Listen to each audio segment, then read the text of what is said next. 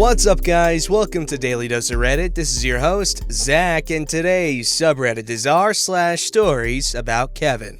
This story's called We Are Kevin, an anthology. A while back, a number of buddies and I went to various parts of the world on religious missions. The way this would work is 18 to 21-year-old guys would be assigned to a region somewhere in the world for the entire duration of their mission. Once they arrived in that region, they would be partnered up with another guy for a period of time. Partners and assignments to specific locations within that region are frequently changed. This means that they'll have a lot of different partners and be in a fair number of different places. During this time, we had the opportunity to witness many acts of Kevin. These stories of Kevinness fall into two categories. One, sudden manifestations of Kevinosity, or SMKs. These are the sudden outbreaks of stupidity that are the inevitable consequence of putting young men, who have likely never been on their own before,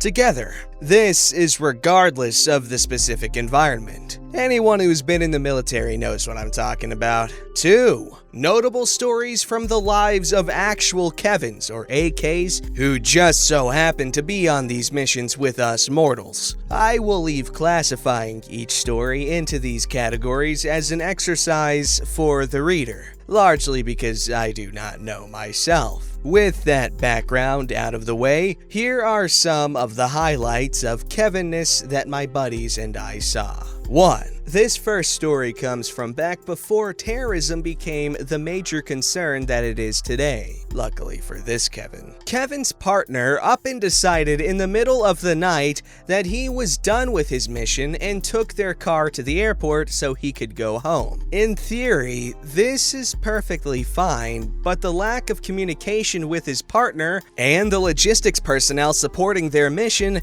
imbued his own actions with the taint of Kevin, trademark, and precipitated the glorious moment of Kevinness that makes this story worth retelling. Anyway, this particular Kevin wakes up to his partner packing his stuff into the car and heading to the airport. Rather than head to the airport with his partner so he can either talk him through what was going on, or at least drive the car back after he left, Kevin decided that staying in his apartment, like missionaries generally do at that time of night, was his best play. He calls the support staff in a panic and asks them what he should do. They tell him to keep his partner from flying out, at least for a little bit, so they can talk to the partner and figure out what exactly is going on and sort out the logistics of his departure. Kevin takes this sensible request and decides that nothing, not rain, sleet, snow, or common freaking sense, will stop him from fulfilling it. He calls the airport. This in and of itself wasn't a bad decision in the days before cell phones. Unfortunately, Kevin uses this call to make a bomb threat to the airport. I don't know what happened after that, and maybe it's more entertaining to imagine.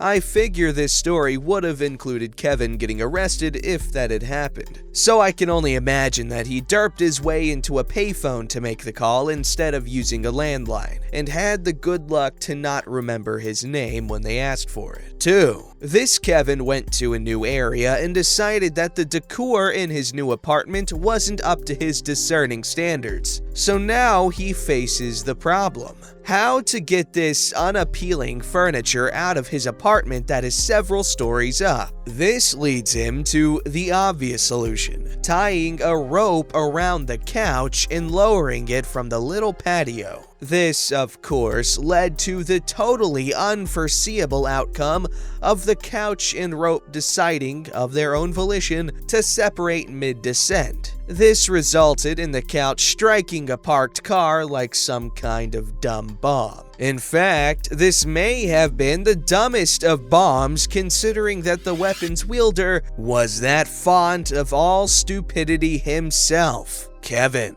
3A. I had the misfortune of knowing this Kevin personally, so I have a few stories about him. This Kevin was a true, actual Kevin. To look upon him was to gaze upon the God of Kevins himself. So anyway, Kevin introduces himself to an older lady and goes to shake her hand. Now, I know what you're thinking. OP, is this really germane to the story? Surely a handshake is too simple a thing for even a Kevin to screw up. And that, dear reader, is where you could be wrong. Perhaps your average Kevin would be incapable of screwing up a handshake, but not this guy. If you assembled a committee and asked them to write down the attributes of the ideal Kevin, you would get a specimen that pales in comparison to this glorious Kevin. So having said that, I'm sure you're wondering just how he managed to screw it up. Well, it's simple. He broke her hand. 3B. Kevin was later banished to the hinterlands of Alberta for his crimes against the dream of a functioning society. Now, this was during hunting season, so Kevin and his partner enter a house and see a hunting rifle propped up in a corner of the living room. Kevin was entranced by an object that could amplify the danger of his stupidity and picks up this rifle without asking for permission. As Kevins are wont to do, he doesn't check to see if it's loaded, puts his finger on the trigger, and muzzles the entire room when he turns to show everyone his fascinating discovery. The father of the house walks over and rips the gun from poor Kevin's hands. He then somehow manages to refrain from butt-stroking Kevin with the rifle and explains in great detail just how stupid he is. He tells Kevin to never come back to his home. 3C. A note. Missionaries were required to have one guide the other whenever they had to back their vehicle up. Kevin's partner forgot that he has exactly 0 degrees of separation from stupid and made the mistake of letting said living embodiment of stupid drive. They left the house after dark, so sometime after 4 p.m. during the winter in northern Alberta, Kevin hops into their Chevy Colorado and slams the thing into reverse. With nary a glance backwards at his barely visible companion, he begins to back out of this rather lengthy driveway, and continues to back up even after a muffled shout and whoomph filtered in from behind the truck. He gets onto the street and puts the truck in park, surely elated that he had finally done something without making a mess of it. He waits for a moment, but his companion doesn't hop into the passenger seat to congratulate him on his great backing job. After a moment, Kevin gets out of the truck to see where his partner had gone, perhaps to relay the news of Kevin's crowning achievement to the world, but no, and finds him in a heap at the side of the driveway. You see, Kevin's partner realized that he had a sudden, unscheduled meeting with a bumper, courtesy of Kevin, too late to call and postpone. They figured later that he had gotten folded backwards by the bumper. Fortunately, the truck spit him out to the side like so much used bubblegum before the rear tire had a go at him. In the process of all this, Kevin's partner fractured his back in several places and was rushed to the nearest hospital several hours away in Edmonton. Kevin's partner recovered and finished his mission. He even got revenge on that truck during a story I won't relate today that involves the transitive property of Kevinness. 4A. This Kevin is one of those people that can't stop being Kevin despite all the love and support a family can provide. Some background on this Kevin. His father was a high-ranking federal marshal in the state he grew up in. Evidently, Kevin would speed as a matter of course, and whenever he got pulled over, his father's name would come up on the registration, and Kevin wouldn't get a ticket. In high school, his parents would pay for Kevin to go on dates. They eventually cut him off because Kevin would routinely spend $100 on these dates. For his 16th birthday, Kevin's parents bought him a brand new Infiniti, and Kevin had the gall to be indignant that they didn't get him a BMW instead. Kevin then totaled his car, and his parents bought him another brand new Infiniti. He wound up on a mission because I assume his parents hoped it would straighten him out. It didn't. He certainly wasn't paying for it himself at any rate. So there Kevin is, partnered up with one of my best friends out in rural Alberta. One day, my best friend fell asleep in the passenger seat on a short 90-minute drive, so Kevin decides to hit the governor on their Chevy Colorado, which was 160 kilometers per hour. Ask me how I know. Unbeknownst to Kevin, he blew past a parked cop somewhere along the way, who immediately starts to pursue them. It takes the cop 15 to 20 minutes to catch up to Kevin on the deserted, twisty mountain highway. Once he finally gets behind them, Kevin doesn't notice. The cop had to pull alongside them and motion Kevin towards the side of the road before he finally got the hint. The cop storms up to Kevin's window and begins to chew him out, asking him if he was stupid. He was. It was at that point that Kevin had the temerity to ask a simple question. Can I get a warning? And that's the story of how Kevin got his truck impounded. For B. Around the same time as Kevin was getting his truck impounded, I was paired up with an awesome dude who had lived his entire life on and around the island of Vava'u in Tonga. Him living his whole life never seeing temperatures lower than 16 degrees Celsius,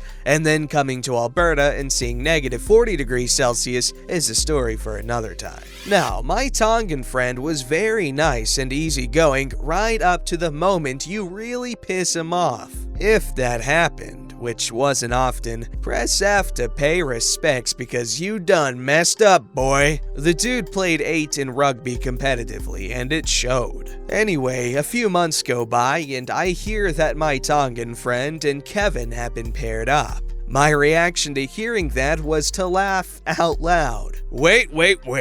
What I worry you heard was that I thought it was funny. What I meant was that once I'd managed to control my laughter, I said something to the effect of, "Bless his heart, but that idiot is gonna get himself killed." Kevin lasted less than a week with him. Unfortunately, as part of the fallout, Kevin got assigned to an area adjacent to mine. Coupled with the fact that I was still in contact with my Tongan friend, I got to hear both of their sides of the story. Turns out, Kevin had a habit of staying up and talking on the phone to people who were his friends for some unknown reason after the typical bedtime. In their short time together, Kevin and my Tongan friend were questioned about their phone's airtime overages. Kevin decided it was a good idea to blame my Tongan friend.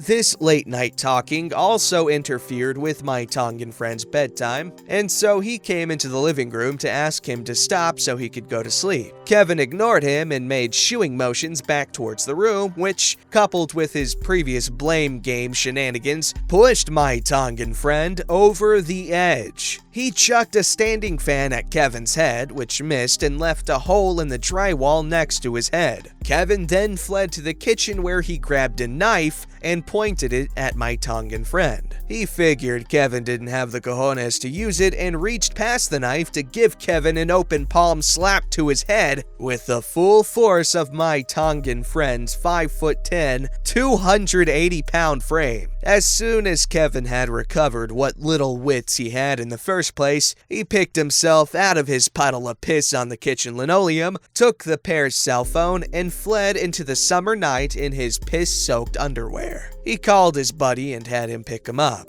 and so ended Kevin and my Tongan friend's time together. Note, when Kevin told me his side of the story, he claimed he held my Tongan friend at knife point and knew that he could kill him, but that he consciously chose not to and left. There was no mention of getting slapped so hard he pissed himself or running away in just his underwear. 5. This Kevin was somewhere in New Zealand with another buddy of mine when this happened. A couple of days prior to this, Kevin decided to waste his money on a massive laser pointer that he didn't need. We can skip through a couple of days of Kevin taking immense satisfaction in shining his laser pointer at various things for brevity's sake. One night, a police helicopter was shining a searchlight at the ground, clearly looking for something.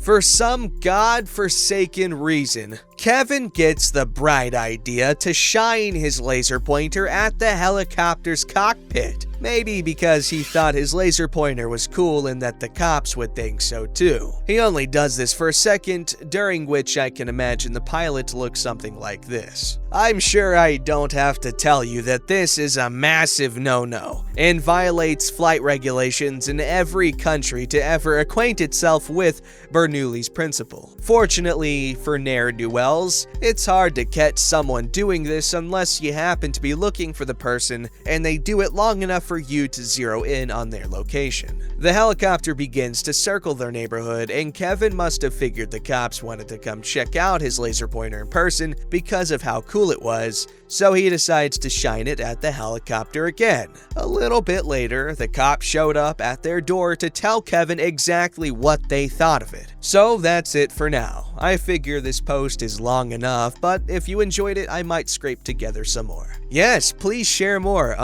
These Kevins were definitely Kevins, and I'll leave the categorization of the types of Kevins in these stories up to you. This story's called Kevina the Nanny Uses 4 Bottles to Feed a Baby 2 Times. One of Kevina the Nanny's jobs was to feed our baby a bottle 2 times a day. She was supposed to take breast milk from the refrigerator and measure out 3 ounces for each feeding. We noticed after a few days that there were always 4 dirty bottles in the sink. We didn't understand because she confirmed she was only feeding our baby twice a day at the times we asked. And it wasn't just curiosity. It took some time for us to clean and sterilize the used bottles every evening. After it happened again, we asked her to show us exactly what she was doing. As a bit of backstory, when my wife showed Kevina how to prepare a bottle, she had just pumped some breast milk into a storage bag, and she used the kitchen scale to measure how many ounces she had pumped. Since the markings on the pumping bags aren't very accurate, she first zeroed the scale using an empty pumping bag. So when we asked Kevina to show us how she was preparing a bottle, we watched her take breast milk out of the fridge, then use the kitchen scale to measure 3 ounces, just like she had seen us do. She used a clean bottle to zero the scale. Then she put the clean bottle in the sink. You know what? Some people, they just operate at a level higher than we can even imagine, so they might end up doing things that we think are stupid, but they're actually so incredibly smart that they look stupid. Don't forget to like, subscribe, and hit that bell to never miss an episode.